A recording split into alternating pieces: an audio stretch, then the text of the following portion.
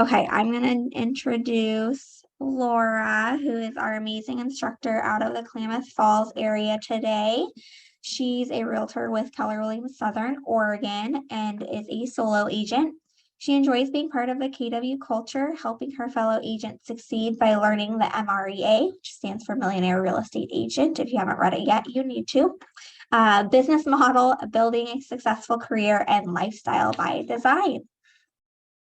So I will let her take it away. You guys are in good hands. Make sure you spend time asking her plenty of questions and have fun. Thank you, Mara. It's nice to be here. Hi, everyone. Oh, yeah. So thank you so much for having me here today. And let's see, in the last couple of sessions, you've covered making and receiving offers. And there goes my video again. I am so sorry. I don't know what's going on with that. I'm just going to carry on. So let's just focus forward to the sales process post-offer. And let's see. Has anybody here, and you guys can unmute if you'd like, is anyone under contract right now or has written a contract? Okay, well, it's fun. It's exciting when you get there. So what we're going to concentrate on is when you go under contract and the process from the beginning to the end, your timelines, and remember who it is that you represent, your seller or your buyer, and how to open up your communications. That is pretty much key. So, and anytime anyone has a question, don't be shy, interrupt. You know, it's not an interruption. There's, you know, ask. That's what we're here for. So get to a successful close, because it's true, not all deals get to the final. And we could talk about all the horror stories, but I prefer the happy stories of when we get there. One, I had a buyer buying investment properties. We put in 3 offers before we got one that could clear inspections and was worthy enough to buy. So never lose hope. The name of the game is to get the buyer into the perfect home. Same with the seller. You know, usually if it's gone under contract once, it will go under contract again. This is so distracting. I don't know what's going on with my video. It must be all of this exuberant energy that's messing with my video. So just remember the 6 core competencies you learned earlier. The 5th one is coordinate the sale to closing. I actually have a little cheat sheet. You have a cheat sheet in your command, so use that.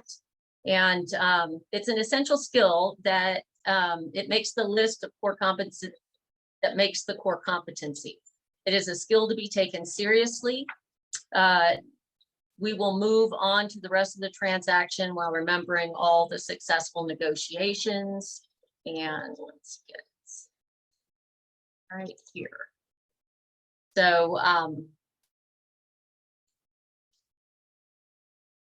today we'll go over to develop transaction timelines, apply your best practices to avoid risk, and identify ways to follow up after the closing to build our business. Start thinking about what you will learn today. Let's consider what questions we might have and what we'd like to learn more about. Find a partner and have a 5-minute conversation about your questions and what you'd like to learn more about. Jot your notes down, and so that way you can come back to it later. Since it is a small group, we can just, everyone can unmute and shout out any questions that you might have.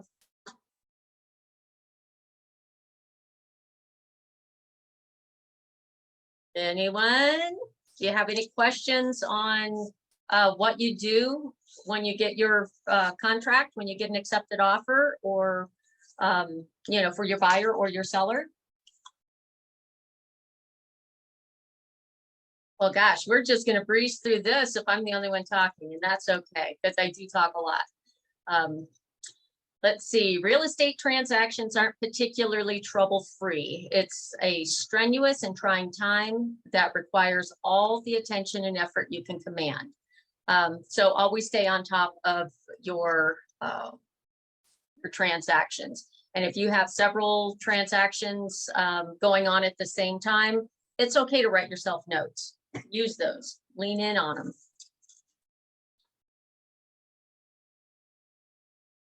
So just like getting a lead doesn't make the person your client, getting under a contract doesn't mean closing a deal or getting paid. There are several steps in the process where a deal can fall apart, and knowing how to manage the risks will help you take a contract to the closing table. Has anybody bought or sold a home? Raise of hand, shout out. Yep. Yay, thanks, Caitlin. You're welcome. Yeah, I've done both as well. Good. So what did you have to do after you signed the contract as a consumer? You guys remember?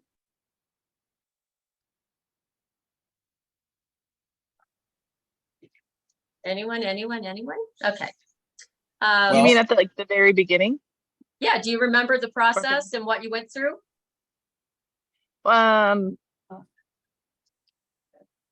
Well, for the buyer side was earnest money, right, Caitlin? Yeah. And Okay. seller side, it's opening escrow.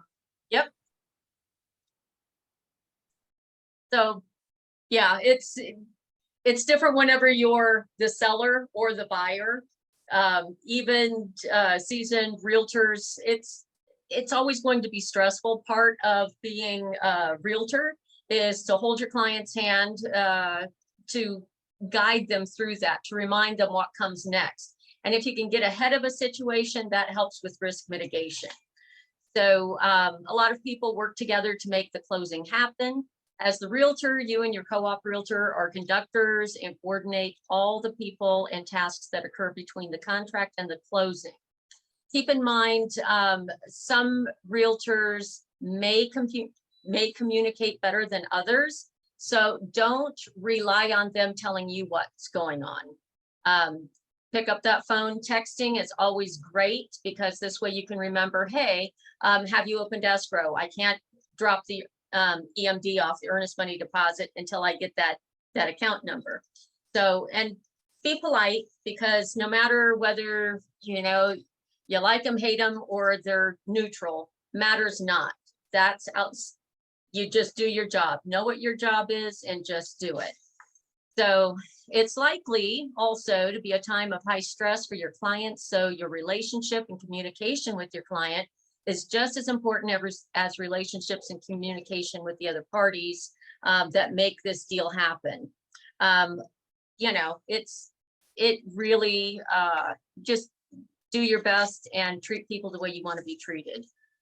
There's a reason that communication is one of our W14C2 PES.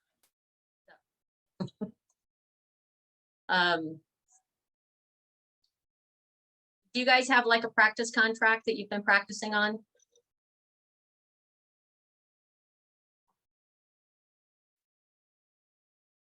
Do you have your participation guides? Okay, well, then here we go. Throughout the session, you will be drafting multiple timelines like contract deadlines, buyer timelines, seller timelines, etc. First, we're going to focus on deadlines in a contract. You'll need the sample contract you have been using in the previous 2 sessions of Ignite. That's if you have that. The first thing you will do is use the contract to plot out the different deadlines related to the contract's content. You will use the middle timeline to plot out the contract related deadlines in your participant guide. You'll leave space above and below for additional activities we will work on later today. For now, let's start with our contract. What deadlines do we have in the contract? Okay, so first, you need to you come to an agreement. When you go to open escrow, you send over the contract and contact information to your escrow office. If you have the buyer, make sure you send that contract to the lender and that the lender knows you are now officially under contract so they can get underway.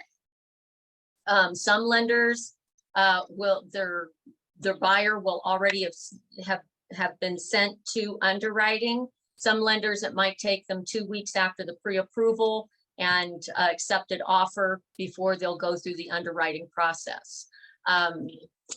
As of lately, we've had a handful of buyers that they were approved at one rate, but until they went under contract, that's when their rate got locked in. So they maybe adjusted their loan because their interest rate 3 weeks ago has been altered from when they lock in their rate.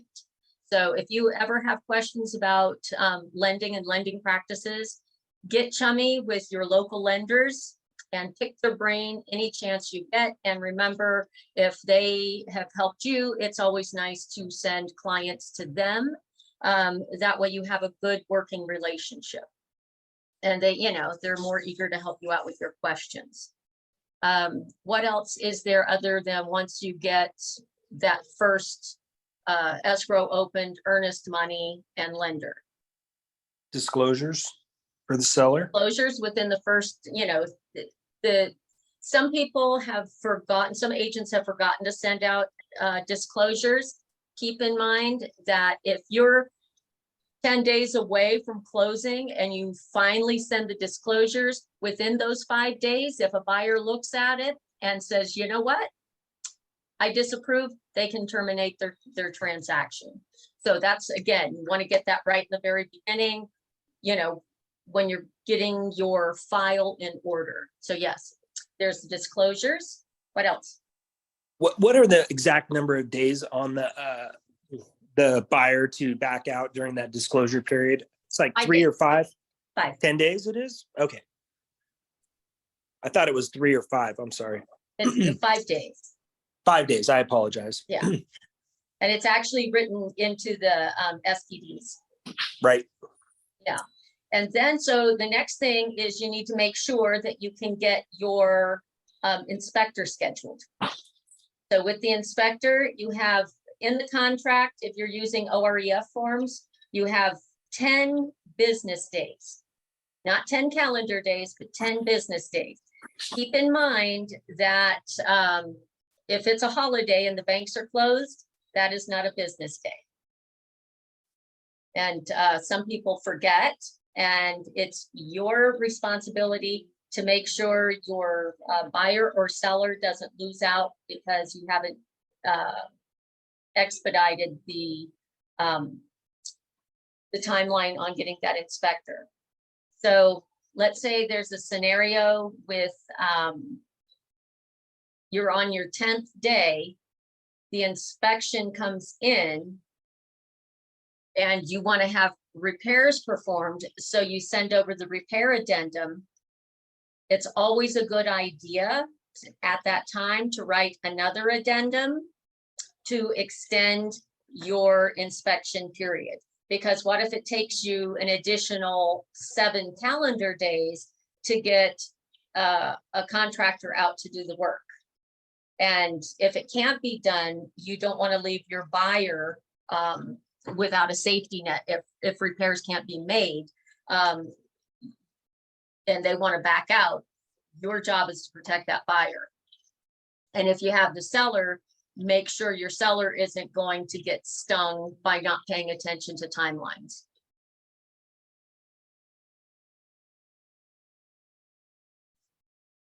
So after that, also in the very beginning with the lender, keep in communication with the lender to make sure they get the appraisal ordered. You want to know if it's been ordered, who the appraiser is, and when the due date, when their return date is.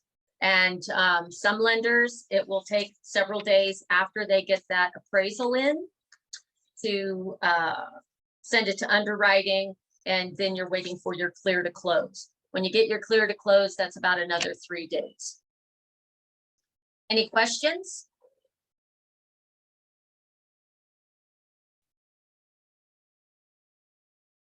Bueller? No, just kidding. I do that all the time. It's gotten old. Do you, So I'm sorry, go ahead.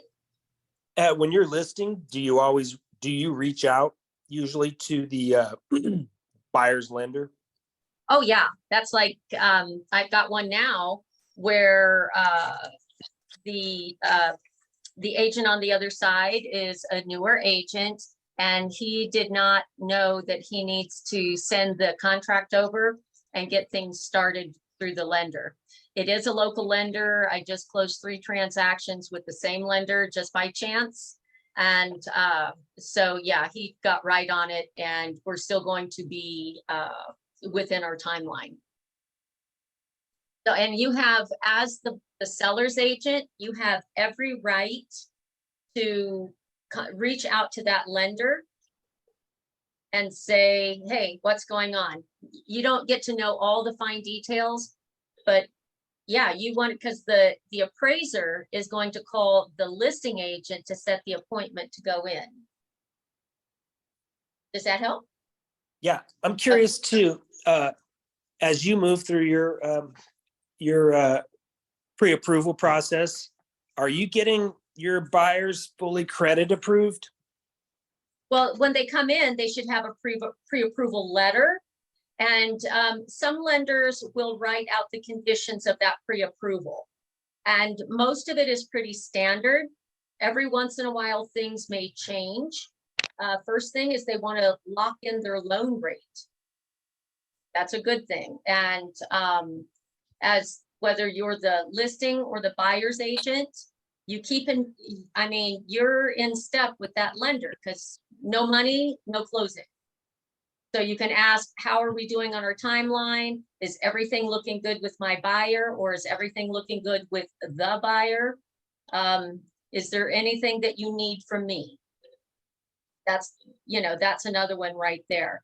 If you're doing an FHA or a VA, they will have the amendatory clause. It's already written in our contracts, but since it's federal based, it's somewhat repetitious. And it's just saying that your seller agrees that if the appraisal comes in below value and they can't come to an agreement between the buyer and the seller, that the buyer can back out and get their earnest money. And that's all.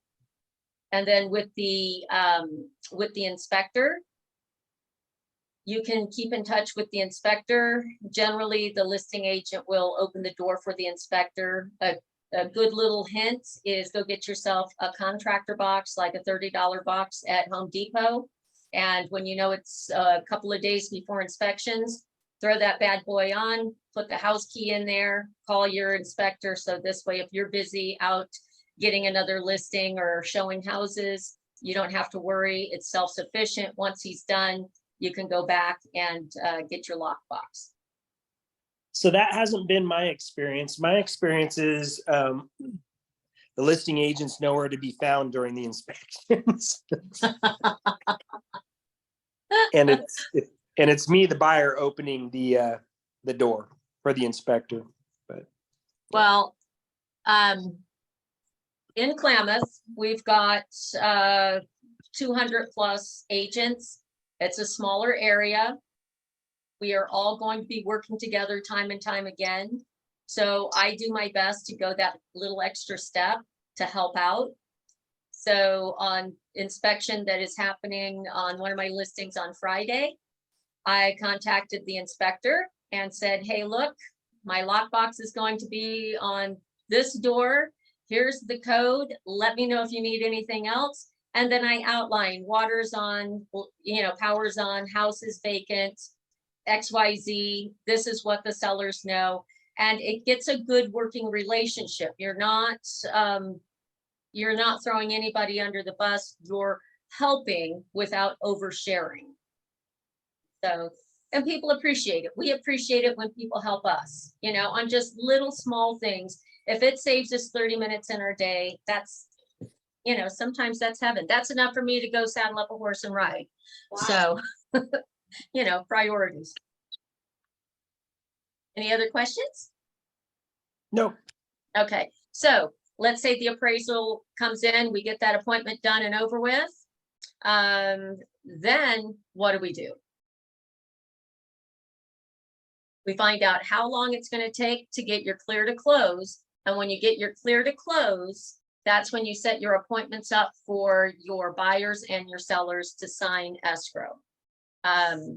If, let's say, you're closing on the 7th and your sellers are going to be out of town from the 5th to the 9th, try to get your sellers to go in and sign early. Sometimes they can sign, you know, the seller can sign a week ahead of time. The buyer has to wait until they get all of their loan docs. If it's a cash transaction, and you've got the buyer and the money has already been wired over to your title company, they can sign remotely. They can do like a DocuSign through your title company. So that's always handy too. And find out whenever you go in and talk to your clients, are you traveling? You know, are there any graduations coming up? You know, do you have a vacation that's set? Because you need to know where those timelines are, and life happens. Sometimes unexpectedly things pop up.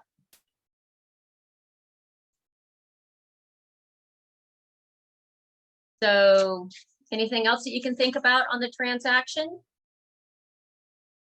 Another thing is to always stay in touch with your title company. And if you have a question, let's say you get the preliminary title report, that's another thing. Let's say there's a red flag and you find out it's going to take 2 months to clear that red flag. Your buyer can back out, terminate the deal, get their earnest money back. Most times people will work it through. Other times they're like, no. So always be aware of that. And if you don't know what's going on in the title report, don't be shy. Just call the title officer and say, can you explain this to me? And how do I get this to go away? I had a closing a couple of weeks ago. There was a red flag on both the buyer and the seller for child support. Both sides had adult children, but it was from like 15 plus years ago when there was a change in the law, and there was one document that needed to be a satisfactory document that both sides needed to sign. The father and the mother had to come to agreement. Now, we got those docs quickly, got them signed, notarized, boom, boom, done in a day. But for other people, it could have taken a week or 2 weeks, and then you pray that the other side is going to sign that doc so you can close on the house. So never a dull moment. So what happens if you have a contractor and he can't finish the work till after your close date? If you can make arrangements for who's going to pay the contractor and he is to get paid after closing, just put it in an addendum. You know, talk to your reviewing broker or your team leader, ask, how do I write this out on an addendum? Look for solutions that will, you look for solutions so it's a win-win on both sides.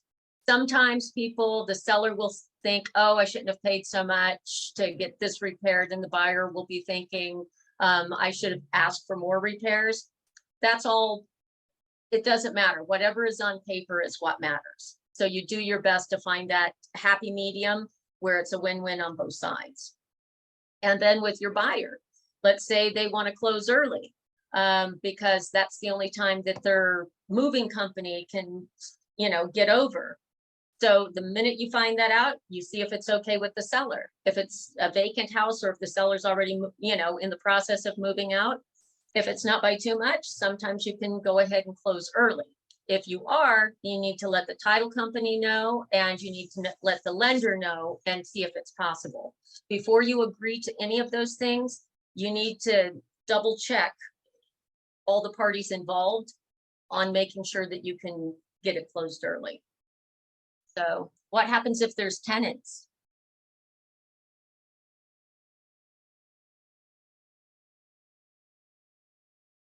Does, so if, I was researching that a little bit this morning.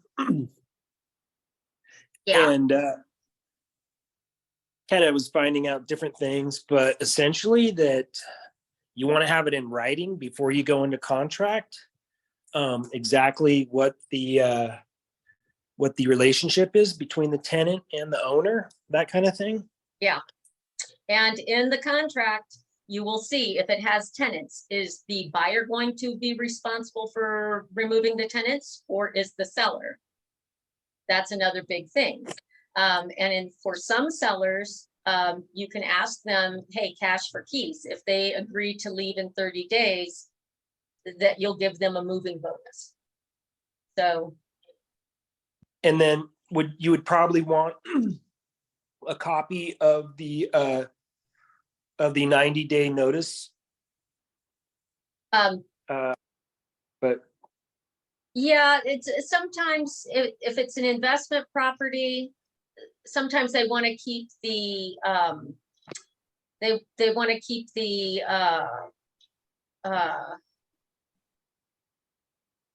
sorry, they want to keep the tenants in the building, you know. Yeah.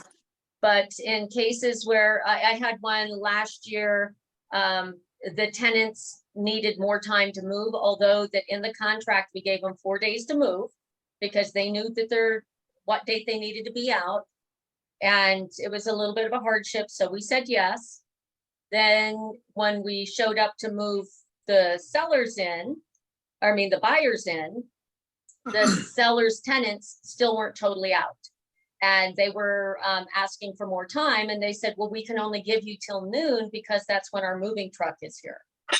So that the seller's tenants called me, I represented the buyer, and they were upset. And I said, but please understand where we're at, and you can be polite, but stand firm.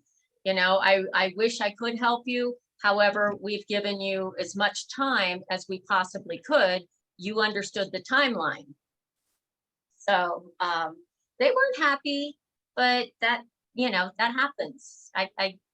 If we can help, we do, but that's why you get things written out. And always remind your people about insurance. If you have cash transactions, make sure they are getting their homeowner's insurance. And in some cases, you might have an attorney. Let's say it's a probate case. So you have an attorney to work with. And,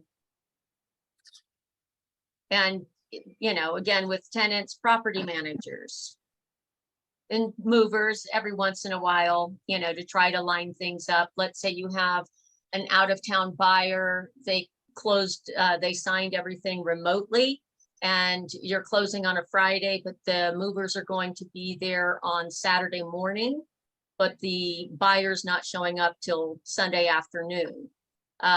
Make sure your emails, text messages lines out what you said you would do to help out, and then keep in touch with the movers.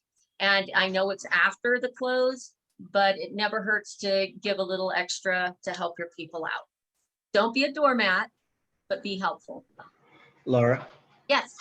Can you please elaborate more on that statement that you just mentioned about if you have cash transactions, make sure to have homeowners insurance? Yes. For instance, I had a cash buyer. He bought a house that he knew needed some work, and he did not get a homeowner's policy. And just right after he closed, he did not have, because it had been vacant for a while on a rainy, snowy day, he did not have an electrician go out to start the power that had been turned off for a while. House caught fire. He had no homeowner's insurance. So he had nothing to lean on to take care of his property. And it was written, in the very beginning in the welcome package from from the title company, things that you need. When you're working with a lender will not close until they get your homeowner's policy binder. They just will not. Does that help? Yes, thank you. Okay. So can you guys think of any other questions? Anything else that I can help you with?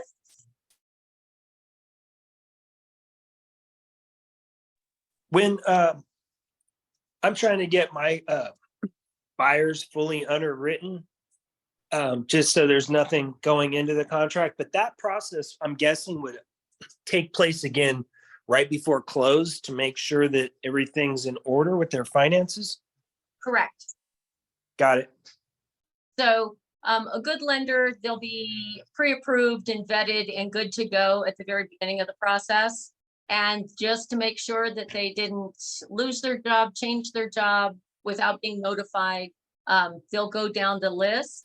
And if there's any little pop-up, okay, here's another fun story for you guys. The sellers have already signed. And we are 2 days from closing. My seller is on the road out, they're moving out of state. They are like 6 hours on the road, and the lender calls me and tells me there is a hiccup. There was somehow in all of this process, they didn't realize that there was a bankruptcy that wasn't discharged. So can we wait 2 more months to get this cleared up? I said, absolutely not. That mistake's on the lender. The lender needs, and I said that to the lender, you need to find a way to make this work. Thankfully, she found private money to help this gal, her buyer, get into the house. My sellers to this day don't realize the 2 days that's what turned my hair white. I'm just kidding. Wow. But yeah. So, and you don't, when you get into those sticky situations, be respectful, because we're all just doing our job. But it's okay to be firm. And we're human. It's okay to say, look, how can we get to this point? And you just found that out. Let's, find a solution. Because I cannot tell this to my sellers, because I would like to be alive tomorrow. So, yeah. A lender, a local lender, I had coffee the other day, and she's describing to me a scenario where that week she had multiple agents contacting her with problems during that final underwriting, where they found issues either with a tax amount that was owed through the IRS or something else. I will say that getting clean titles and some of the final underwriting has been interesting over the last, 6 weeks, things coming up that you're like, wow, I didn't see that coming. So if it's something that seems totally overwhelming and you don't know how to wrap your brain around it yet, take a moment, don't react, just breathe, and then start looking for solutions. Go to the people in your office that you feel confident talking to, your principal broker, reviewing broker, someone that you trust, several people. You can get your own committee and look for solutions. That's the name of the game. And you don't have to, on the icky, scary parts, you don't necessarily need to share that with your clients, even if your client is a friend. There's a lot of things that you just kind of put in a little box, set it to the side, and leave it there. Don't share it with anybody, because nobody needs to know about the trials and tribulations. Just like water off a duck's back. Just do your job, get your transaction closed, be polite and kind as much as possible with everyone you deal with. And within time, you build a rapport with people where they like to work with you, because you're not emotional, you don't fly off the handle, you're not yelling at people, but you do your job. So I'll get off my little high horse there.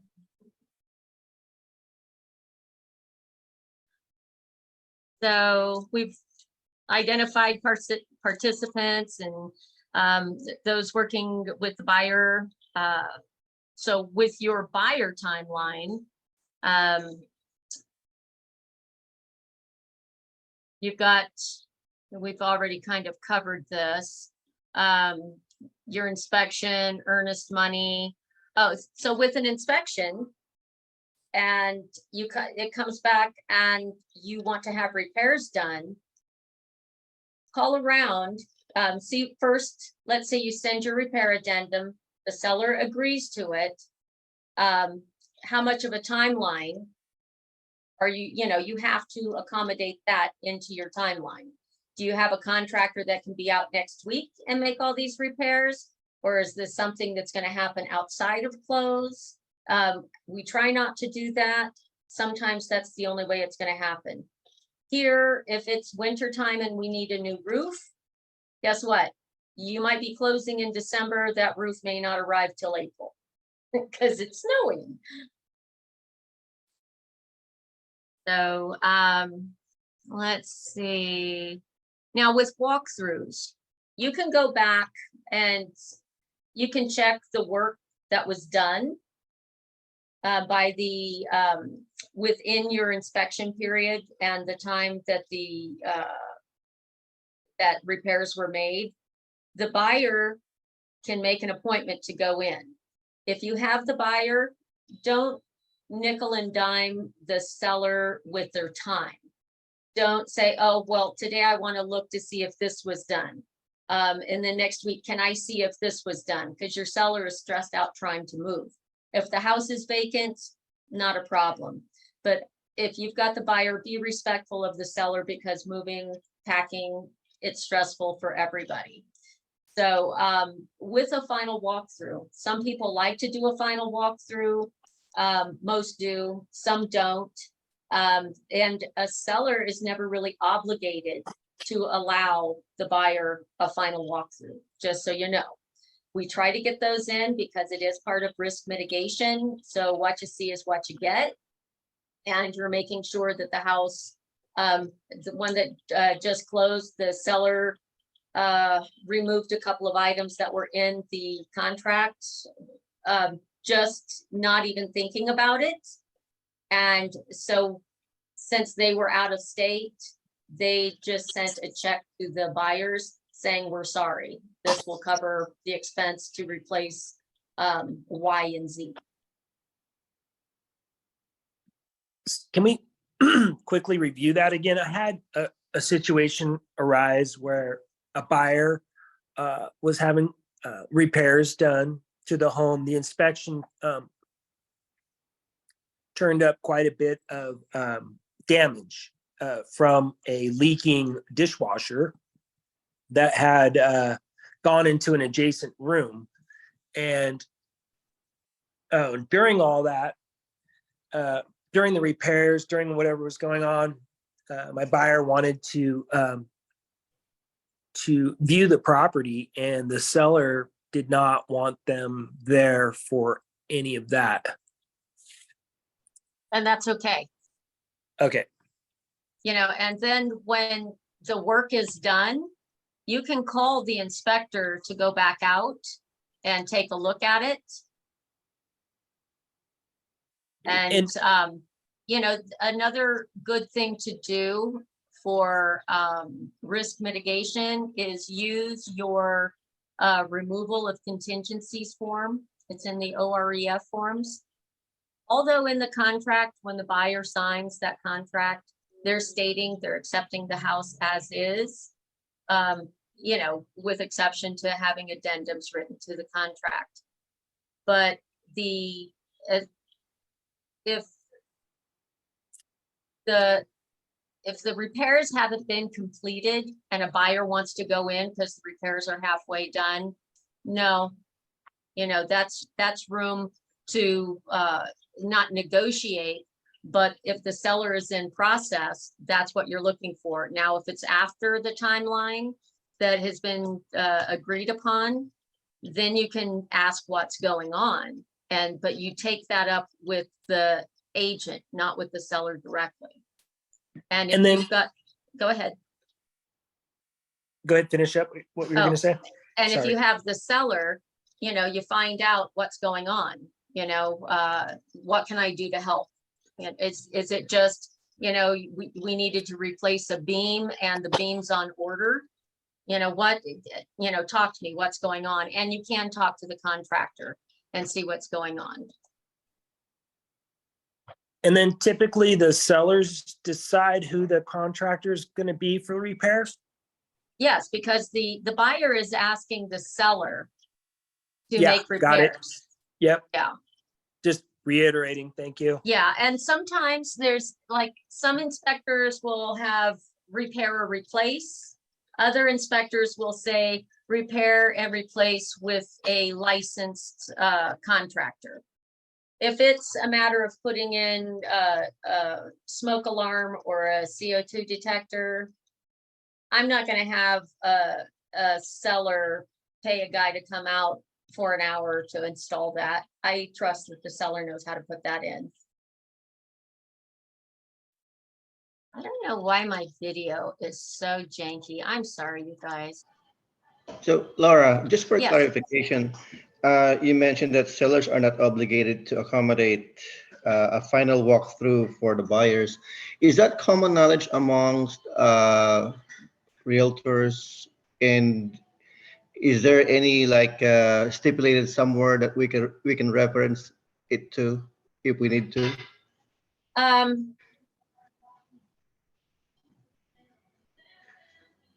That is a great question. Nowhere in the contract is it stated that the buyer, it states in there that the buyer can do a walkthrough with seller's permission, something to that context. Most people are obliging, but some buyers get excited and they want to go over every week to take a look at the house.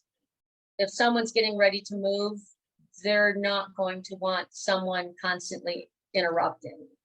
To ask for a walkthrough, you know, prior to closing, it's common to ask for that, but it really is. If a seller is stressed out because they are, you know, 5 hours behind on getting their movers there or something, the last thing you want is for your buyer and seller to meet under stressful circumstances.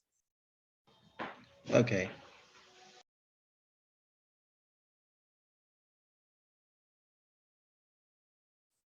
So, and with appraisals, when the appraisal comes back, what happens if the appraisal comes in low? It's another room for negotiation. So you need to,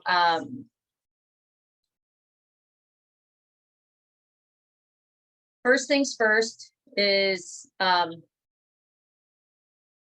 to the lender or the appraiser's office on how much time you have. It's usually a couple of days to get your comps over and to see the comps that they used, you know, because you're the listing agent. And then you fight for your seller. You know, why did you use that comp? I've gone up against appraisers and I've challenged their number and it's 50-50. I mean, some of them I've gotten and some of them I couldn't prove the value of the house. So let's say that I prove the value of the house, they adjust it back to where it should be. Then you move ahead as you normally would. But if you can't prove the value, let's say the contract was for 350, it appraised at 325. So you're looking for a way to close that $25,000 gap. It's hard to get a buyer to move up, and it's really hard for a seller to come down. But once it is in writing for your seller, you advise them, you know, you let them know that's what the appraisal is for, you know, and I gave my comps of where we came up with our value, but if we start all over again, another appraisal will probably come in at the same amount. So that's how you help your seller out. tell the buyer, don't get too excited if you come in under value, because the seller can agree to not sell the house. You know, they might look for a different contract. Or let's say there's a $10,000 gap between what it's appraised at and what the contract is for, and the seller is giving closing costs. The seller can say, okay, I'll agree to 340, but now you have to take care of your own closing costs because I was going to give you 10,000 for closing costs. So that's an area for negotiation. I think we've covered all the hiccups that, you know, all the highs and lows of real estate. Yay.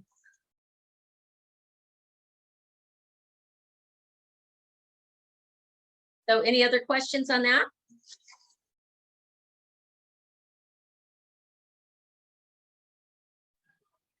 I have a question kind of unrelated to where we're at right now in this discussion. Oh, that's okay. I'm so squirrel. It's okay. Perfect. I have I'm in negotiations right now. We offered on Monday. They sent a counter over really late Monday night. I was already asleep, so I gave it to my buyer on Tuesday morning, early Tuesday morning, and it expires today at 5. And my buyer still has not made a decision, and I am like super stressed about it because I feel like it's, you know, you've had it for almost 2 days now. Like we should know. I don't want to wait till 5. I don't want to be that agent that's like, oh yeah, it expires at 5 and we wait till 5 to tell you. And what is the document? I'm sorry. It's the counter offer Oh, that they are waiting for us to decide on. But okay. my buyer has decided. So is that common? Just so sometimes some people just drag their heels. It's, you know, you get a herd of humans and, you know, some are just gonna take their time.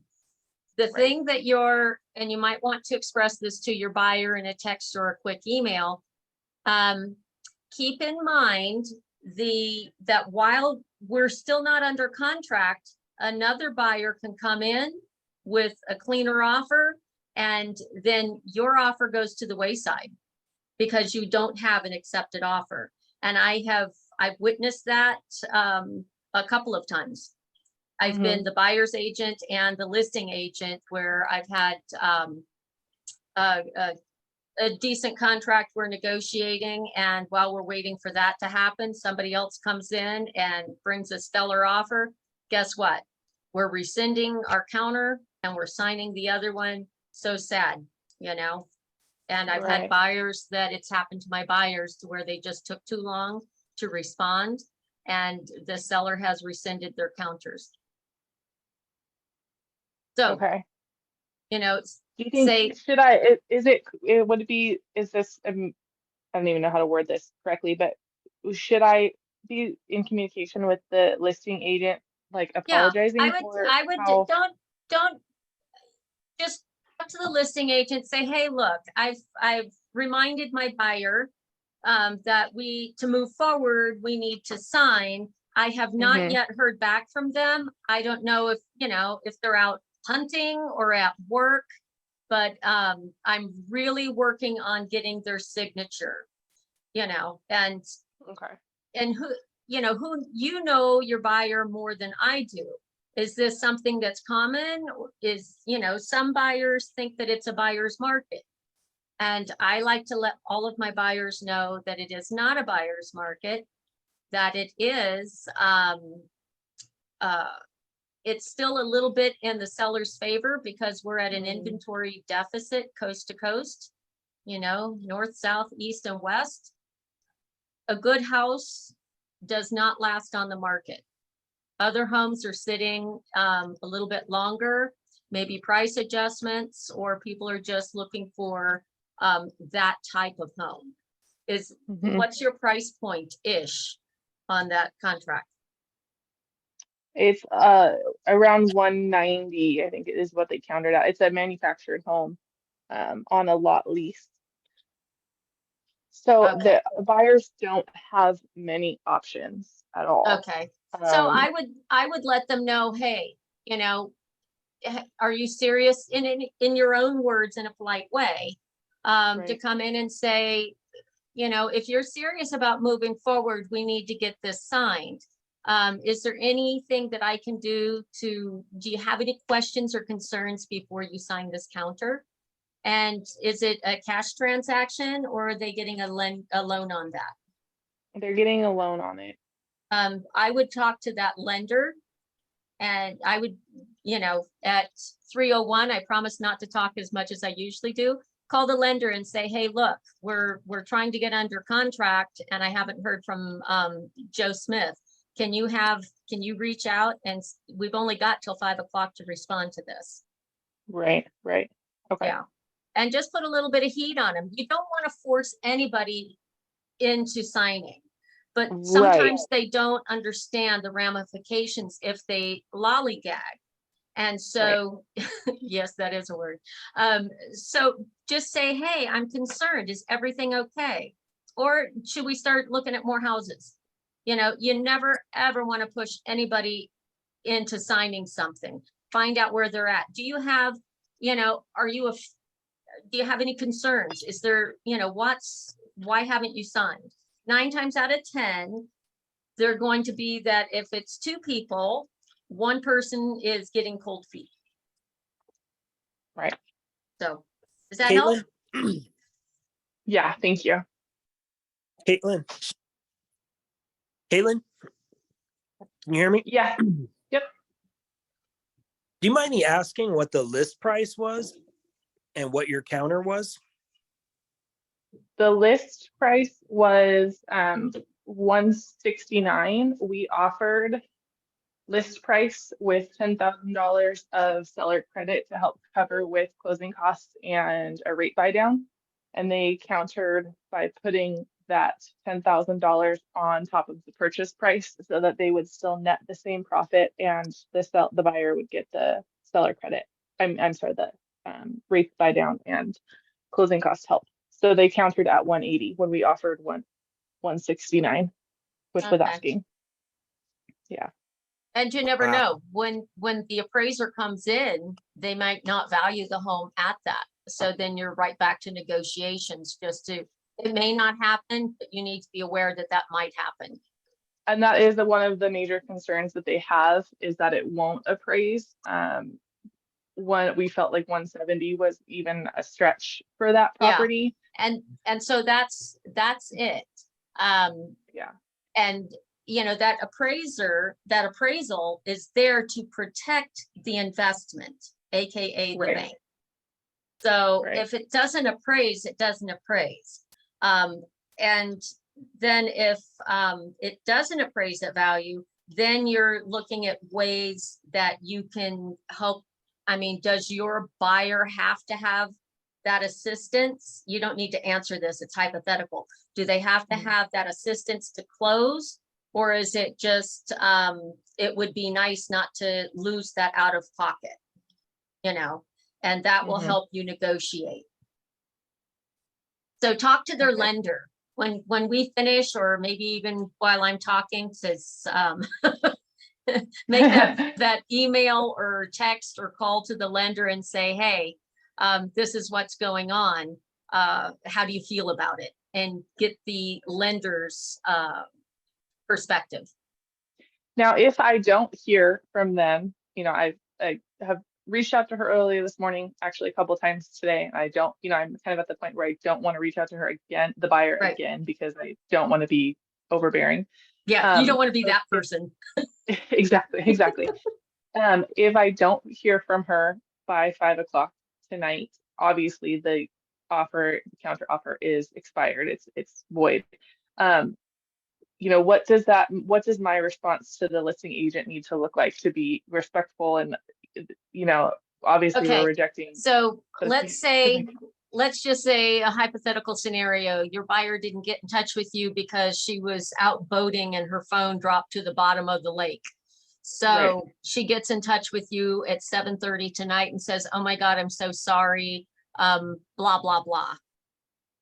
you say, okay, do you still want to move ahead? Let me call the listing agent. You call the listing agent, hey, Miss Thing lost her phone. That's why we were out of touch. She wants to move forward. So when they sign the counter offer, at the same time you draft an addendum that this offer is being accepted past expiration. And so that Okay. way you are still in compliance. It's acknowledging that they signed after the expiration date and both parties are in agreement to that. So I shouldn't necessarily say anything to the listing agent at like 5:01. I should wait until my buyer gets in touch with me. At 5 o'clock, if you haven't heard from your buyer, I, out of a professional courtesy, say, hey, Caitlin, I am just so sorry. I have reached out. This is unlike my buyer, but as soon as I hear back, I will let you know. Okay. I have reached out 2 times. You want to be respectful of your buyer and not throw them under the bus, because what Right. happens is, let's say you do get in contract together. Now the listing agent is going to think your buyer is flaky. Right. So you don't want to cast dispersions or any negativity throughout the deal.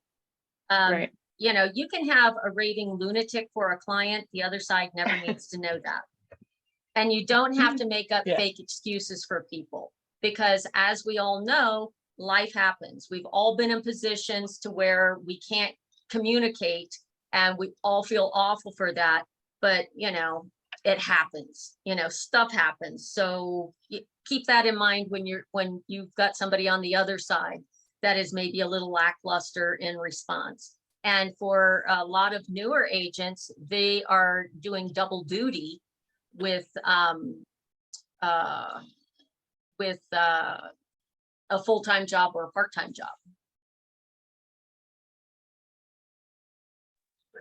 Thank you very much for going off on that tangent. I appreciate talking through that with me. You're welcome. That's what Glad I'm I- here for. Glad I Stuff that- inquired about the list price. Sorry. Oh, no, that's all right. Thank you, Caitlin. Okay, so we've covered a lot of different things. Just always be aware of your documentation, communicate that. And that was actually pretty good, Caitlin, because that's spot on with communications. So get over to more timelines.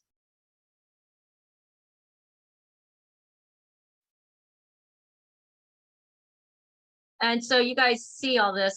This silly video, I don't know. I have high def video and it just doesn't work on these Zoom calls. I need to change up at a different time. So let's move on to the other side of the transaction, and a seller transaction, which they're very similar, and we have been going back and forth a bit. So similar steps, a little bit different in the way that they play out and how you participate.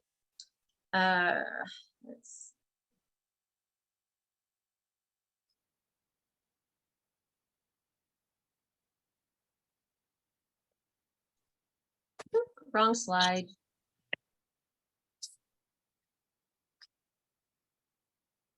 So, what are their needs? What does the seller need to know and do? And I like to let my seller, I try to get ahead of things and let them know, hey, these are the things, these are the good things, and these are the things that are coming at us. These are our hurdles, the SPDs, seller property disclosures, the title report, the inspections, the appraisal. Those are all areas for negotiation. So I let them know, I'm in your corner. I'm going to do what you want me to do, but this is my advice, when we get to those points. But from the very beginning, you want to let them know. And then you've got the seller, they want to accept that contract. Outline the important things on that contract. What type of loan they're going with, what their earnest money deposit is, what their down payment is. That's going to make a big difference. What their timeline is, who their lender is. I've had where there's multiple offers and they're really close. And if it's a lender that has performed well in the past that I've experienced, that's going to look like a stronger offer than somebody who's got a lender that is kind of unknown, or, so large that, you're just another number. So keep that in mind when you present offers to your seller, to kind of give them an idea. So there's that. And again, you're going to go through the inspections, all of, the lender. As you're representing the seller, you still get to communicate with those other people.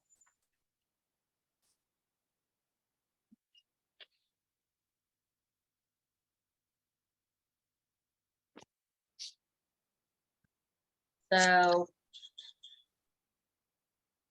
and here again, we have the final walkthrough. You can ask your seller in the very beginning when you go under contract, do you have any problem as we get closer to closing with the buyer coming in to do a walkthrough? You don't have to relay that to the other side. It's what it is it's dropping a seed to your seller of, this is something we may expect, but it's totally up to you. And there's times that it's okay, and there's other times that it is not. If you've got the seller and the buyer wants to come over again every couple of days, no. If they want to drive by because they're excited, that's okay. Don't have your seller flip them off. No, just kidding. Okay, so let's see, and just feel free to use this chart, change it to fit your language and timeline, and or you can just think I've got my own way of doing things, and that's okay. The name of the game is, another name of the game is to be consistent. Let's see. And then these are the things that you want to communicate with your seller, your deadlines, who the parties are. I have one under contract that the seller actually was cyber stalking some of the people on one of the offers that came in. And she told me right away, she wasn't quite sure if she was going to accept that offer. And so we're held by a different set of standards. Your seller gets to pick and choose who they sell to. What I did to cool her off was to let her know, in the end, if they qualified and they've got a good lender and the terms are good, you would be silly not to move forward. And so, and it wasn't anything major. Just comments on Facebook she thought were rude. It's like, don't lose a contract over that. Needless to say, we got one offer that came in and blew everybody else out of the water, so that's all right. And just communicate. Your deadlines, the parties, the people that will be involved in the transaction, your title company, and working with the buyer's agent. You don't want to get too friendly or think, that the buyer's agent can roll you over, because your job is to represent that seller. And that's your job. And it doesn't matter if they're unreasonable to a point, your job is to look out for that seller. And so let's say an inspection report comes back and the buyers want all of these small, minor, change the switch plate covers, blah, blah, blah. Some of it, if the homeowner doesn't mind doing it, fine. But if it's something like a new roof, that's kind of major. One, if the roof is tired, a lender probably won't loan on it. So if the repair addendum says we need a whole new roof, but only the south side of the roof is bad, the north side of the roof is got another 10 years of life to it. Negotiate that and let your seller know, look, the next person that comes through, even if it's a cash transaction, they're not going to pay top dollar for a roof that maybe has a year left on it. So let's negotiate this. So you find the solution. That make sense?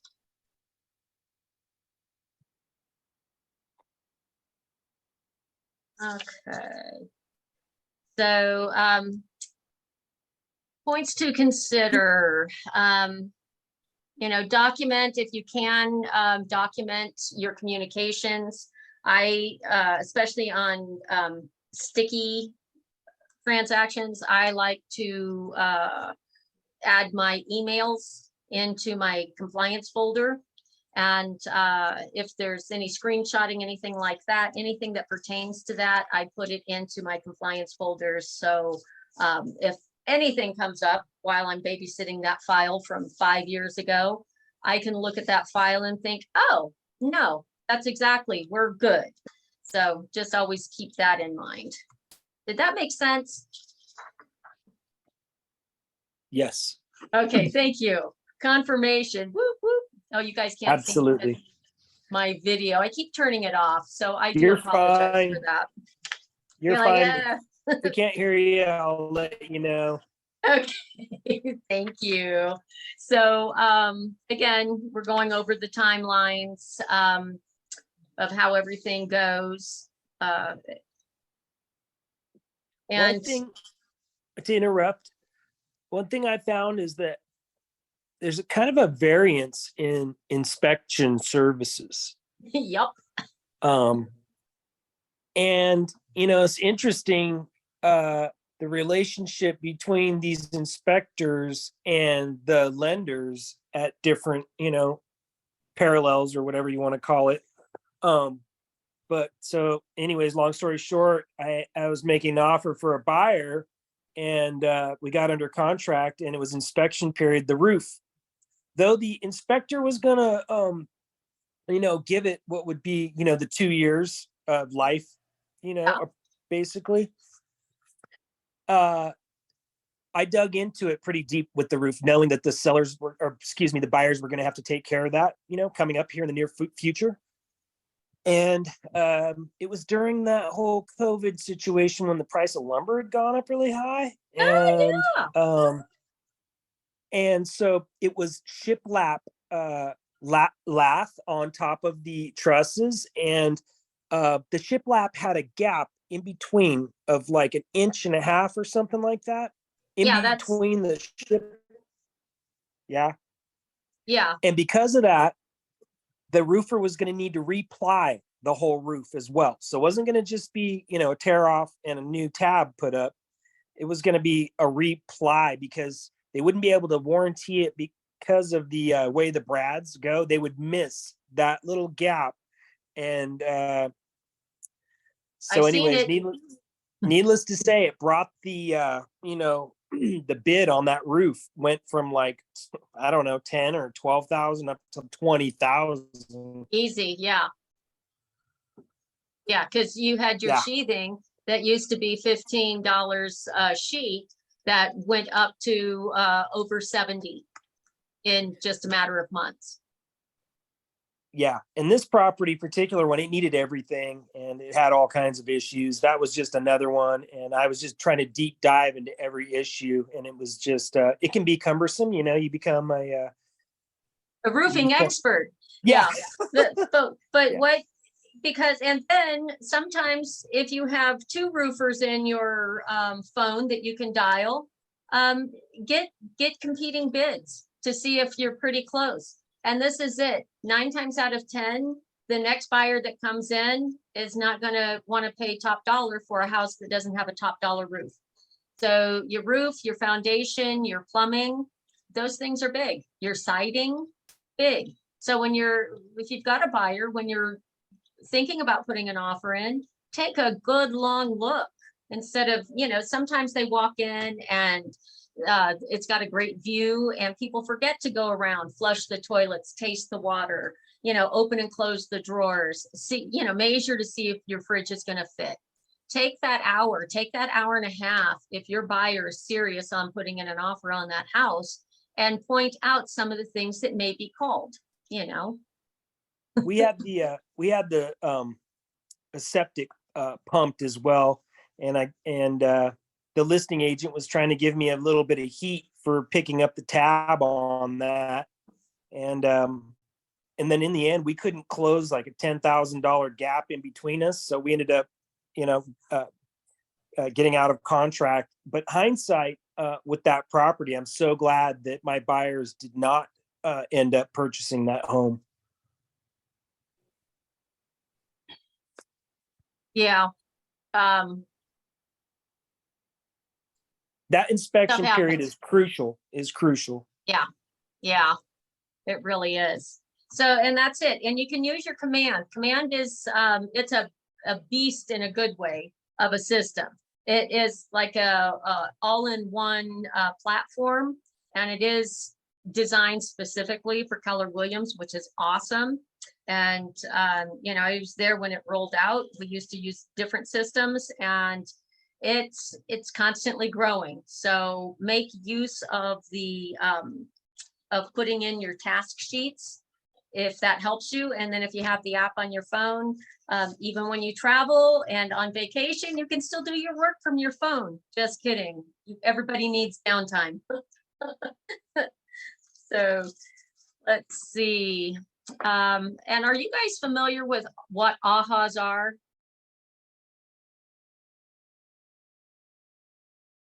Agents helping agents. That's what AHAs are. So do you guys want to discuss any AHAs that you've had? I enjoy that you've been sharing so far. Is there anything else that you want to share right now? that has I've been helped you? on a lot of these calls and no one has ever said that that's what AHA stands for. Woohoo, my job is That I have- done. that I have No, heard.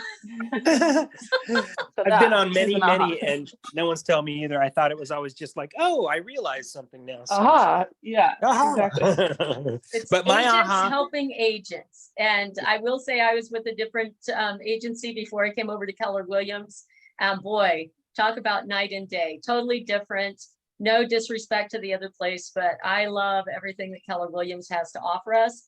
And it's up to us. They give us the information and it's up to us to make use of it.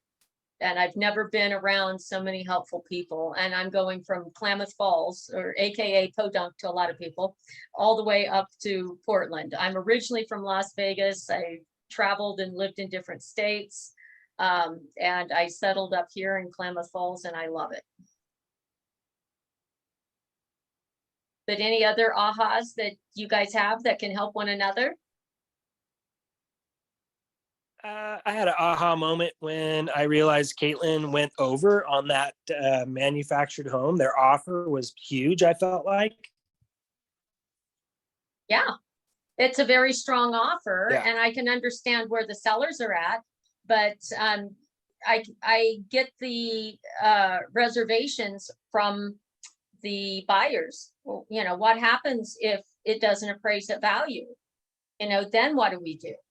So Caitlin, what you can do is you can kind of prep them on that of, you know, it could be A, B, or C, you know, or Right. D, the unknown. We don't know really what's going to happen, but that's a point of negotiation. And, you know, sometimes sellers are stuck on that. But I had one where I had the listing and the buyer's agent, we were giving $6,000 in closing costs on a full price offer on an FHA loan here in Klamath Falls. Not many homes will sail through the FHA. And so, and it was a beautiful home. It was priced perfectly. Everything was going well.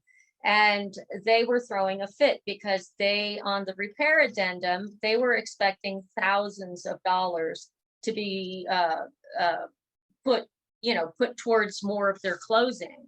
And I said no, because the next buyer that would come in, these aren't absolutes. It's not, you're buying a house that was built in the 40s. That build is common. And if that's something you want for your enjoyment, you can do it. But you're not going to find a house around here that has air conditioning in every room, that has 4 rooms on half an acre for this price, with all the updated plumbing, yada, yada, yada. And so instead of getting snippy with the other agent, I said, look, you know, let your buyer know that this is everything they're getting for that price. And $6,000 credit towards their closing costs isn't a credit. That's $6,000 that isn't going into my seller's pocket. And here is everything else that's available on the market right now for that same price or less that will take FHA financing. And in about 2 hours, she called me back and said, hey, everything's great. They understand. So yeah, if we can go ahead and get closed, we'll be happy to do that. So that goes back to, know the value of that home, and then know if another buyer were to come in, if they would be satisfied with that, or if the first time home buyers are being a little too particular. So anyway, did that help? I have another question for Caitlin. Did your CMA come in at that price So that's roughly? the tricky part. The CMA was very, very tough. It's a manufactured home, not in a park. It's on its own land. And so there aren't very many like that Right. to Right. do a CMA on. And the value in those ones that I had, I mean, it ranged from almost 400,000 to 60,000. So the CMA was tough, and they're first time home buyers. So yeah, what we came to with my CMA was that we felt like asking was appropriate. Like asking was appropriate, and they were totally comfortable with that as long as they had, help with the closing costs, because they are first time buyers and they don't have a lot of cash. So yeah, that's right. $10,000 sometimes doesn't make a huge difference, but then sometimes it really does. So yeah. I'm having the same situation as far as I've got a lot that's coming up, and there's just not a lot of other land to really do comps very well, especially for a first time lot seller, I guess you'd say. But anyways, thank you. Yeah. Okay, now, one thing is, every once in a while, we don't like to talk about it, but it happens where you can't get to the close. That the buyers or the sellers, they just cannot come to an agreement. So when that happens, if you represent the buyer, you do your best to get your earnest money back. And if you have the seller, a lot of the time the seller will say, well, we've been off the market. I think I deserve the earnest money deposit. There are cases where the seller does deserve the earnest money, but that's usually if somebody just decides at the last minute, no, it's not for them, then by all means, the money goes to the seller. That earnest money does. But in most cases, it's financing contingency, can't get together on the appraisal, can't get it together on the repairs. Those are the biggest things that will kill a deal. Or sometimes everything is going swimmingly. You've got your 3-day clear to close. You're set to sign contracts on Friday and close that afternoon. And Thursday afternoon, one of your buyers gets terminated. Boom, deal gone, just like that. So, it does happen.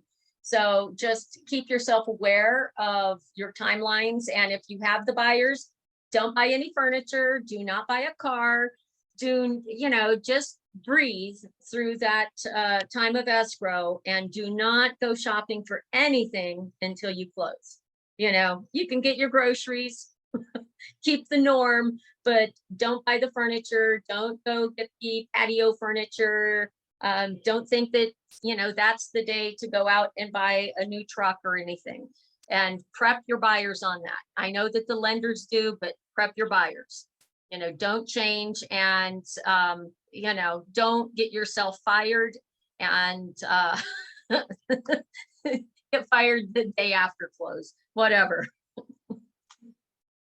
So, yeah, and then just always, just stay on top of your timelines.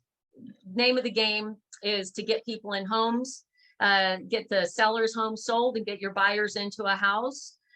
Communicate clearly and often with all parties involved. step by step.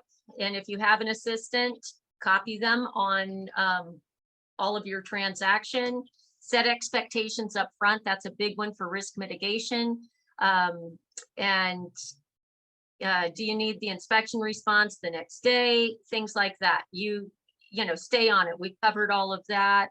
And always do your best to be professional. Even if somebody calls you, another agent, or I've had sellers come sit across my desk and just chew me up. And it is not easy to do, but it's always best to say, I understand, or whatever it is. If you do understand, don't argue with your clients. Just stay firm in your resolve with that. And so timelines, communication, professionalism, these are your greatest tools to succeed in business. A big part of professionalism is operating as a fiduciary for your client. I like to say that's your job, and just remind yourself who you are and what your job is. So let's see where we're at here. So the best thing that you can do is, if you are taking notes, is to write down strategies that you can use to help keep a deal together. You know, you think ahead of time what you've seen other people do and what you can do to like with for instance, the one agent, sweet agent. I really like her. I like working with her, but her clients, first time homeowners, and we're expecting the moon and the stars. And it's like, well, I'll deliver the moon, but from where you're seated, you can just look at the stars. So yeah, think about it. Don't feel like you have to immediately respond to anything. Best thing that is on your side is if you have 5 to 10 to 15 minutes to just stop your mind, breathe through it, come to a solution without being snotty. For me, sometimes that's tough. Just kidding. So yeah, what are best practices to keep a deal alive? Pricing the home reasonably in your listing or on your offer. Maintaining a good relationship with your co-broker to make renegotiation more likely to succeed. Accurately set your client's expectations about the process and costs that are associated with beginning. Communicating quickly and effectively about any issues that pop up. And remember, don't be afraid to pick up the phone. Not everything can be handled in a text. Like with Caitlin, if texts and emails aren't working, then, you know, make a call and leave a message. Hey, I'm just going to wait for you to contact me, and then leave it at that. So you've done your best, and you can't force people to do things. Try to be proactive and see where the deal is at risk of falling apart. You know, when you walk into a house, you're the listing agent, you see things, bring it to the seller's attention. I see that you have knob and tube. You know, do your homework, see what it takes to get a house sold with lending with knob and tube. The biggest caveat on that is getting homeowners insurance. So there's that. Do we have any other, let's see where we're at. Yeah. Always have your client's best interest, even when it seems to be in conflict with your own. So there's that. And any other ahas at the moment? All right. Now, as you go through, you get through your transaction, you've got a great relationship with your client. Always ask, always ask. Do you know of anybody else who might be looking to buy or sell right now? You know, was your aunt looking to move up, or your in-laws, or any, you know, just ask for work. That's part of being a realtor. And there's no shame in that. You know, just take advantage of everything you can. And if you can get client reviews, ask if you can print them.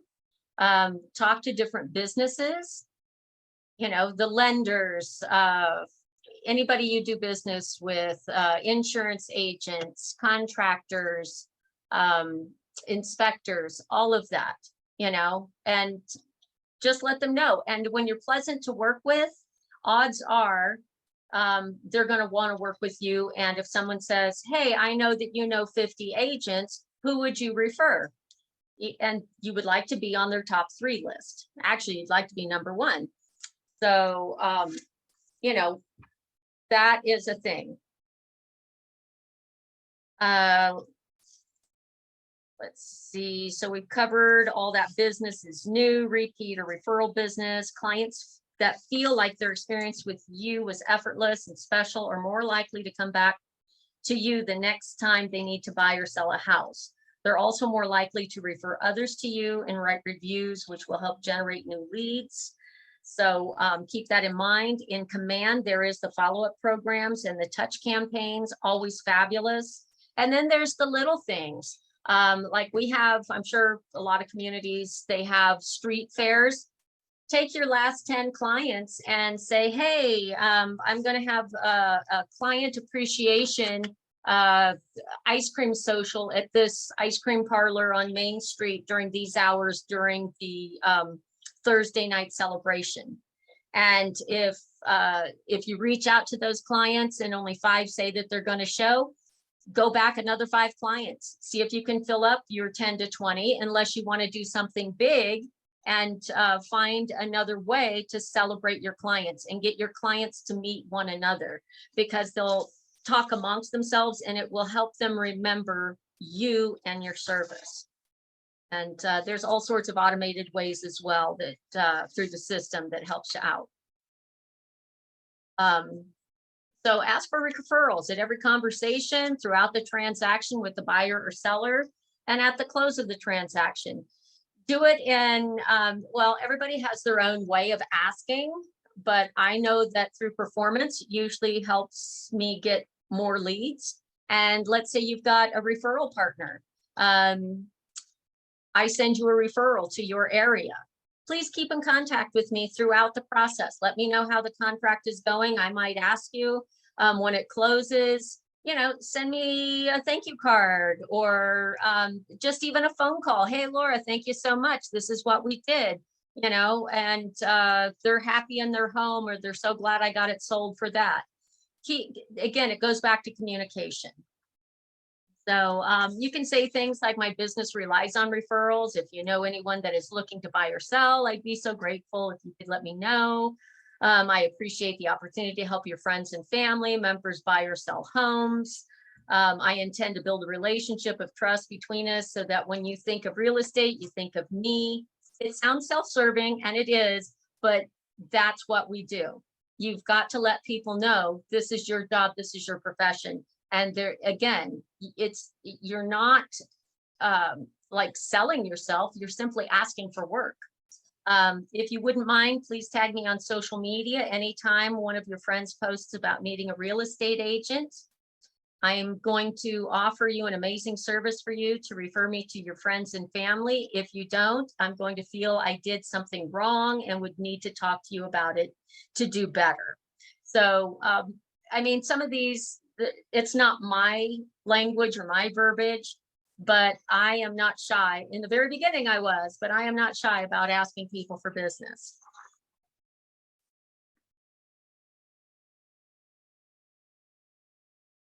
So in addition to asking for referrals, ask for reviews. Being a strong fiduciary, the local expert of choice, and exhibiting unmatched customer service leads to great reviews. Reviews can be leveraged on places like social media and your agent site. Reviews do not only communicate what it is like to work with you, they can also generate new leads. As we've discussed before, the most important thing you can do to get reviews is to give value through your communication and the relationship, and to ask for the review. Start every relationship by letting the client know that you will ask for their 5-star review. A transaction is not just the transfer of money and property or a commission check. Every transaction is a series of opportunities to be of service to your clients. When you give them excellent service and stay in close emotional proximity through follow-up and touch campaigns, they will reward you with repeat business, referrals, and great reviews. And as an AHA, I closed a house back in fall, November, and the seller was going to be, but she moved out of area. She moved north of the state. She was in town last week and she texted me and said, hey, let's go do karaoke, dinner, or horseback riding. So my daughter was graduating, so I could not go to the karaoke bar, but we did go horseback riding over the weekend. So it was nice. And it was great to be outside of business and just get to know each other and on the back of a horse riding around in circles for hours. It was fun. So there's all sorts of things that you can do to stay in touch with your clients. Even if you don't close a deal, you can still reach out on a regular basis. Most people, even if they love you, if you're not in touch, will forget about you in a couple of months.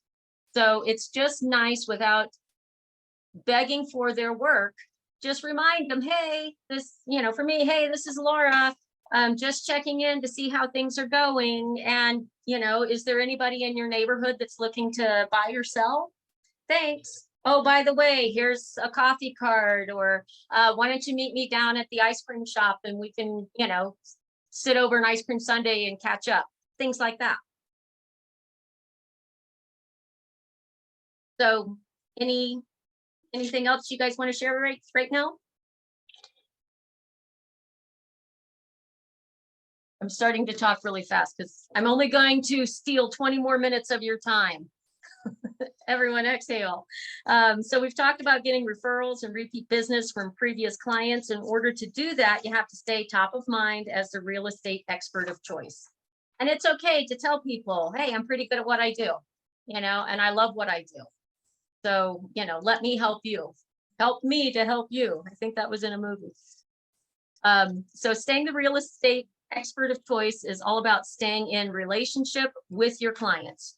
You're going to stay in a relationship with a customized 36 touch plan for your new buyer or seller.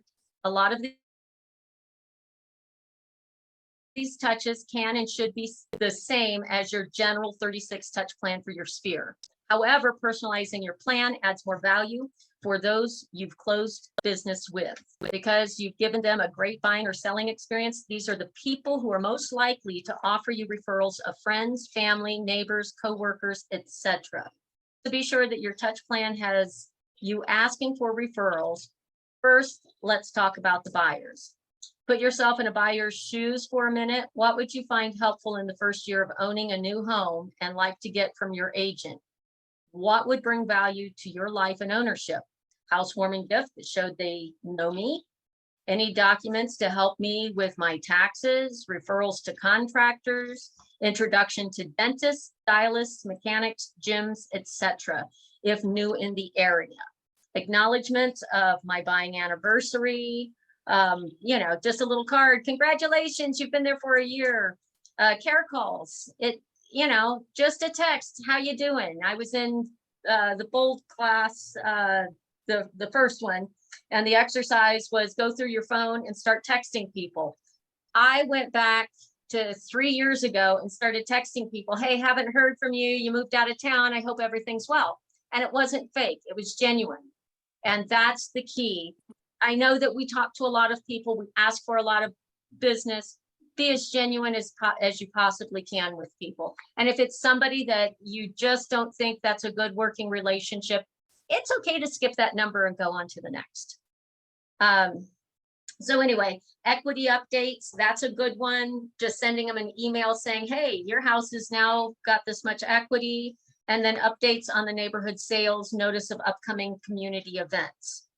Do you have any questions on any of that? So how about in 6 to 7 years after they buy? How might your touches start being a bit different, and why? Things focused more on the potential to move again, since we now move an average of every 8 years. What's happening right now, though, is people that refied a few years ago, they probably aren't going to give up and move unless they have to. not because they want to, because they're sitting on a sweet, sweet interest rate. And if you've looked at interest rates, I don't even need to explain that. So, but it's nice to know, even if you know they're not going to sell, there might be somebody moving into town. So reach out to them with that, hey, you know, just in case you're wanting to move or you're looking at a different place, how can I help you? And if you're moving out of state, I can find you an agent. You want to move to Tennessee? Absolutely. I know a whole slew of agents over there. Whether you do or not, you know, get to know them. So, you know, it all helps. And then often sellers are buyers also. So again, help them find an agent.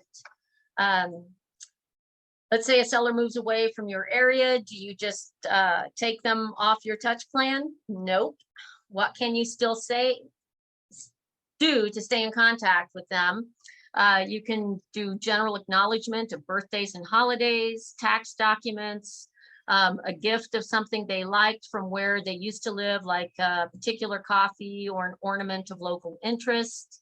Updates on neighborhood area changes or celebrations if they were long-term residents.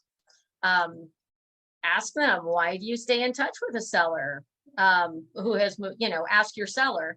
Ask them for your referrals. They will likely still know people in the area and they can refer them to you. As their trusted advisor, they can seek you out for advice on local agent for themselves and those they know in the new location, and you will earn a referral fee.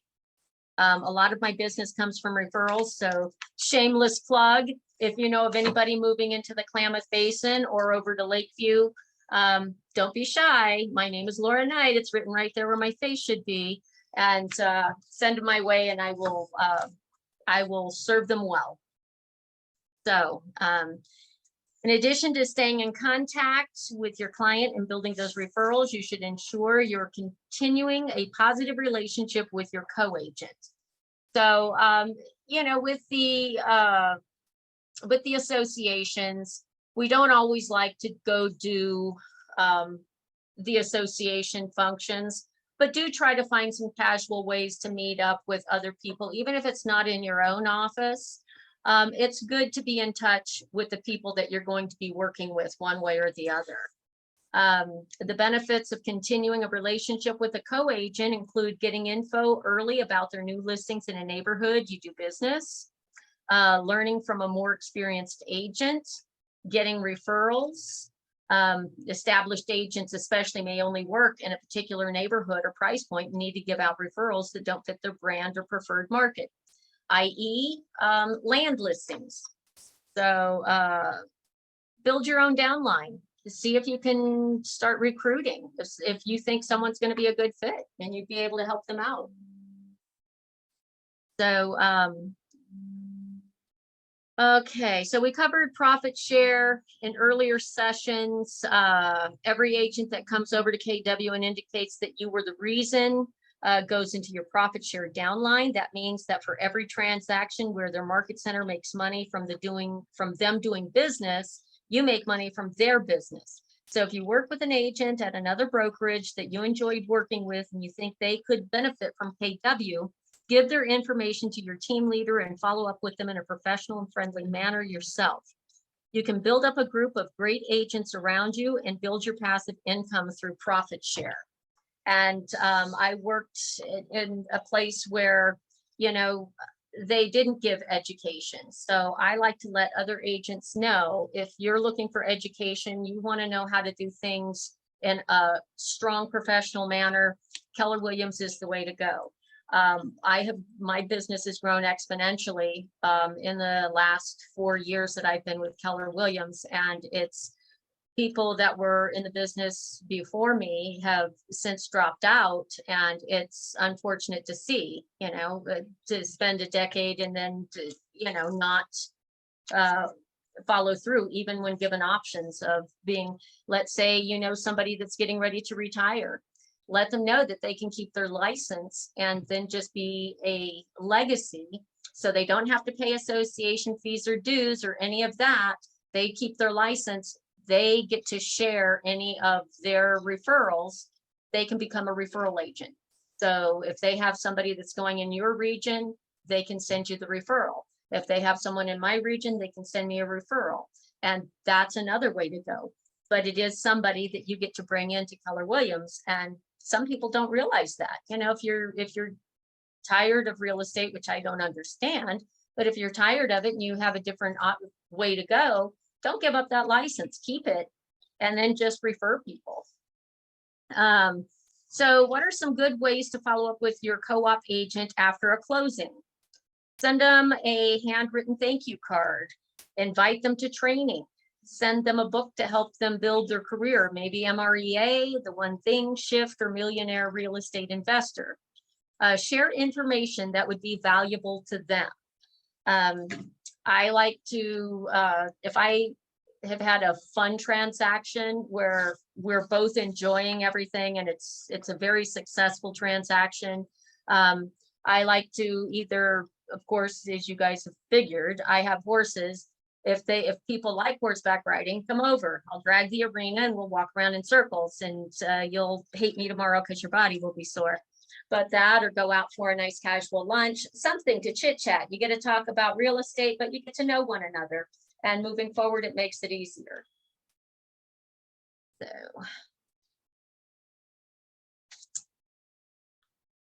Okay, so let's go down further.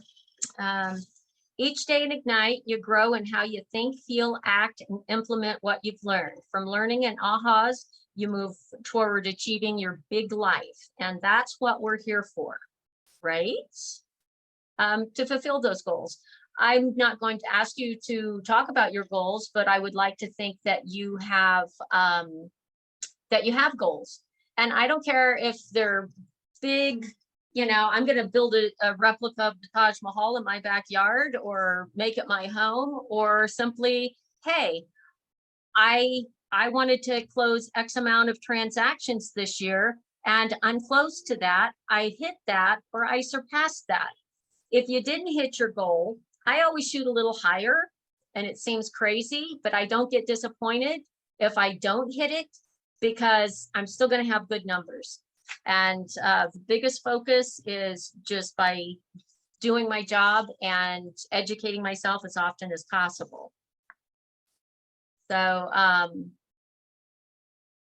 how do you feel about our objectives now that we've gone through all of the things that we've gone through, you know, and even the classes before this one?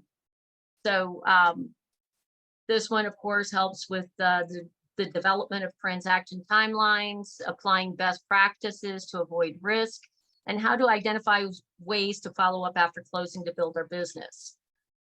When you leave today, what action do you think you should take? Will you send a thank you card to an agent you recently worked with, create a more detailed timeline for your current transaction, input checklists into opportunities? How are you guys feeling right now? I'll shut up and let you guys talk.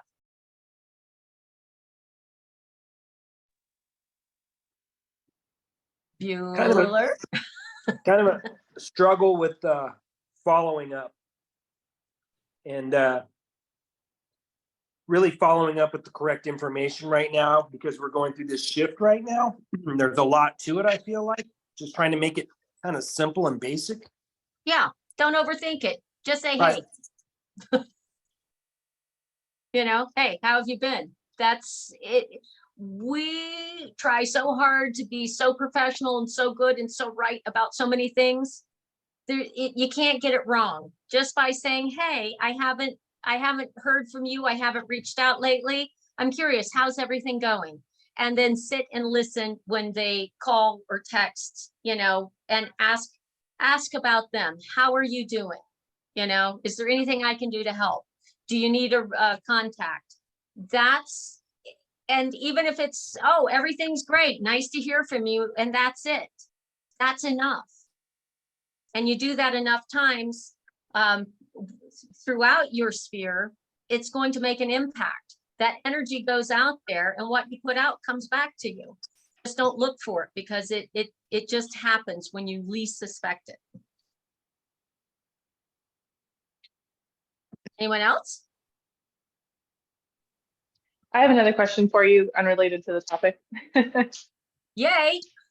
Something I've kind of been asking everybody who I've done a class with, if you could go back to the start of your career and do it all over again, what would your like lead gen go-tos be, other than your sphere of influence? Everyone says your sphere, but other than that, do you have anything that you would like really strongly recommend for newer agents focusing on? Okay, so I am let's see. Some of the things I did early on to let people know I was a real estate agent was I carried my for sale sign under my arm into Home Depot, pretending to be lost in Home Depot looking for an H-frame. And I held the sign in front of me and showing people, it's like, do you know where the frames are that go with this? And I didn't care who saw it, was, you know, and I knew exactly where they were at. And, but anywhere I went to the bank, I dropped off business cards. As far as things that I should have done, or if I had it to do over again, I would have gone to more networking events and local events. I would have gone to more rodeos. I would have gone to promote myself instead of just going for the fun. I was like a secret agent for the first few years, you know, kind of afraid to speak up. Keller Williams I'm forever grateful, because it's like, no, that doesn't work. Don't be a secret agent. You have a voice. Let people know what you do. You don't have to be embarrassing. You don't have to be pushy. You just have to let people know, hey, I'm a realtor, just in case. And a good way to get people interested in you is if you're standing in line at the grocery store and you get a phone call about real estate, take the call, because people will listen. If you get off the phone, people will start asking you. And another thing that I would have done earlier on is buy more Keller Williams swag and wear it every weekend. Those t-shirts and ball caps, people ask you questions when they see them. Okay, thank you very much. I don't know if that got you closer to where you're going, but Those are all answers that no one has said before, so I do appreciate that. oh, you're so well. I am known to be candid. I don't know if that's Okay. good, bad, or indifferent.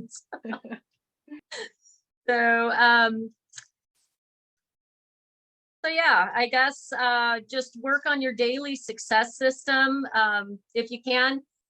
When you do role playing, that was huge. I love doing it. Now, in the beginning, it felt foreign, like learning it.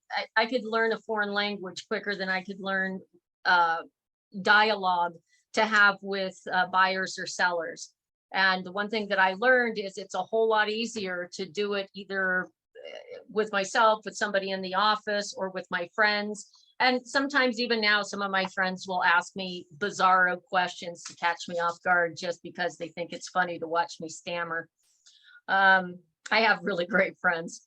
So just work on dialogue as much as possible, because that gives you confidence, and confidence relays, and do your best.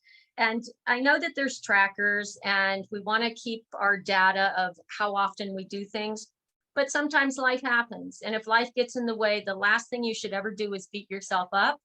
Let's say you're doing your 10-10, your conversations, your contacts, your notes, and all of the other things at our disposal. If you miss it for a day, or you miss it for a week because things happened, don't beat yourself up. What you do is you say, okay, that week is over. Today's a new week. What can I do? And then do it. The reaching out, it's great. When people do it, it works. So, but don't worry if you don't get all 10. If you get 1, hey, that's great. Tomorrow, maybe you'll do 10. You know, just keep at it. And I think that's where consistency starts to take place. You do something enough, it becomes a no-brainer, and then it just, things start spewing out of your mouth before you even realize it's there, in a good way. So you know, as you've learned, the first job of a real estate agent is lead gen, because the activity of generating leads is the foundation of your business. In addition, practicing conversations and dialogues will prepare you for success. That's the appointments, the agreements, the contracts, and then, yay, sales closed, AKA paycheck. But don't get in a position to where you will sell out your client just because you need that paycheck. Please, please, please don't get in that position. Of course, before we get involved in conversations with our sphere and lead gen, we must remember to comply with the TCPA and do not call regulations. We review this every Ignite session because it is critical that you protect yourself in the market center from any legal action. Make this a permanent habit, following all guidelines for calling and texting people. So that's this right here. And I'm sure you guys are all aware of it. If you aren't, make yourself aware of that, and we can always get you the information. You know, when you make your phone calls, if someone says, do not call, do not call. That's, you know, I can't blame them. I mean, because we all get spam calls, or the latest is the text. Are you still a real estate agent? And if you follow along and play along, they will want you to go to WhatsApp, and that is never good. So just, you know, it's a matter of mutual respect when it comes to phone calls and reaching out to people. So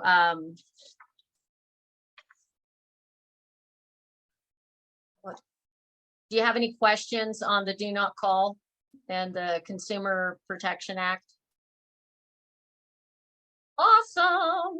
Okay. That does not apply to emails, right? Correct, because with emails, they can just put you right into a spam folder and they don't have to deal with you. Unless they expressly reach out to you and say, do not email me ever again.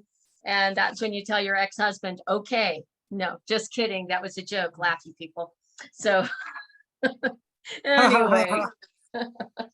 I engage every conversation in the spirit of contribution, and people are happy to be in relationship with me.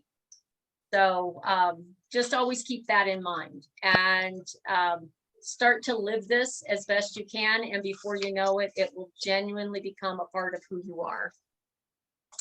Do you guys ever do role model back and forth with others? You know, role play, anything, because that really does help. So even if it's somebody, a friend, somebody at home, have them ask you questions about real estate. And if you don't know the answer, jot it down and finish up and then go find the answer. And if you can't find the answer, you can find me on Facebook and just direct message me, and I will answer questions as best I can. Some questions I will refer you to your reviewing broker or your PB, because usually most of the questions that I get on Facebook is, hey, how do I handle this? You know, what should I say? You know, mannerisms and things like that. And I don't mind helping anybody because believe it or not, at one point in my life, I was very shy. And always prepare your conversation list. You know, even before doing this class, I've done it several times. I still like to get a little review so I can stay on point and not see. My timeline is doing so much better. The more you do something, the better you get at it. And Laura, as we, go ahead. you've sold me on being my KW agent in Klamath Falls. Yay! And the fact that you lived in Las Vegas and then left there and came here, yeah, you double sold me because there's no water down there. And as well as, I think right now they're incurring like mega house drop prices right now in Vegas. So yeah, my family is there. Matter of fact, last night I was on the phone with one of my dear friends of over 20 years, and I'm trying to get her to move up here. But if she moves up here, she's going to go more towards the coast. And I am you know, I like the rural. I just love rural, so it works for me. Winters are a little tough, and that's when you go down to Vegas and say hi to family. right. Hey, thank you. I appreciate everything. Thank you so Oh, much. thank you so much for being here. Does anybody have any other questions or anything that they want to talk about? This was great, Laura. Thank you. Thank you so much, you guys. And again, just Laura Knight. My Facebook page is public. Plus I have my Keller Williams page, real estate page, but you can DM me, just like me on Facebook, and DM me with any questions if you have on, hey, this is a conversation. How do I do it? How do I engage? And I'm more than happy to help you out. Thank you. Thank Thank you so you. much, you guys. What about you, Manny? I'm good. Thank you, Laura. Thank you. Bye, everyone.